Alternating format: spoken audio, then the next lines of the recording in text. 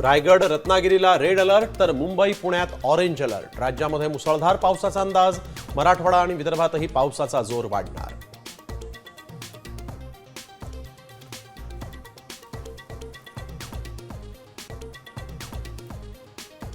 पुण्याला सलग दुसऱ्या दिवशी पावसानं झोडपलं। दिवे घाटात ढगफुटी तर पिंपरीत 4 ते 5 वाहनं गेली वाहून।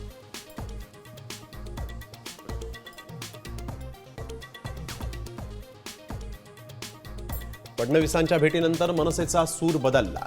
ठाकरे सेनेला युतीबाबत कोणताही प्रस्ताव नाही।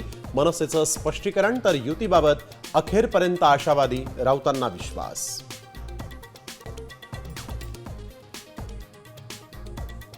नागपूरच्या तरुणीसोबत मनालीमध्ये झिप लाइनर तुटून अपघात। तरुणी 30 फूट खाली पडल्यानं गंभीर जखमी।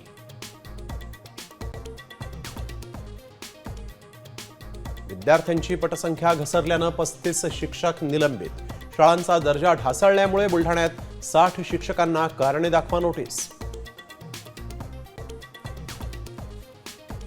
राज्यात कोरोनाच्या 102 नव्या रुग्णांची नोंद तर सक्रिय रुग्णांची संख्या 413 वर। नागरिकांना काळजी घेण्याचं आवाहन। वारीवरही कोरोनाचं संकट।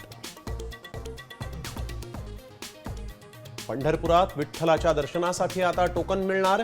भाविकांची दर्शनासाठी तासनतास करावी लागणारी प्रतीक्षा संपणार।